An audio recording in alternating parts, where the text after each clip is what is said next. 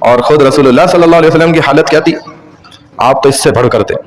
कि एक मतलब आते कोई खुदाई हो रही थी गालबन कुरैश का किसी मामले में या काबतुल्लाह की तामीर में या और कोई अमल था, तो आपके चचा ने बोल दिया कि आप उस वक्त कम उम्र थे कि मोहम्मद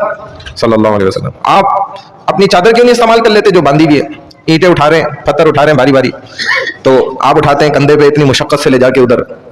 पहुंचा रहे हैं, तो ऐसा कर ले, चादर खोल लें, उसमें आसानी से चली जाएगी। जैसे कोई दूसरे को मशवरा देता है कि भाई इसका काम आसान हो जाए। कहते हैं रसूलुल्लाह सल्लल्लाहु अलैहि वसल्लम अभी कम उम्र है, आपने ऐसे बस इरादा किया ही खोलने का चादर और वहीं गिर गए, बेहोश हो गए। अल्लाह ने आपको बेहोश फरमा दिया। जब आंख खुली, होश में आए, तो अल्लाह की तरफ से गैब से आवाज आई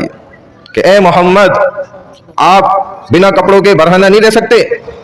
आपको हमने जो मकाम देना है ना, जो फजाइल आपके हैं, जो काम आपके जिम्मे लगना है,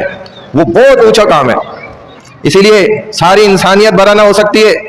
लेकिन ए मोहम्मद आप बराना नहीं हो सकते, हम ये बर्दाश्त नहीं कर सकते। आप अंदाजा करें, अल्लाह ने, ये तो बचपन की हालत है ना।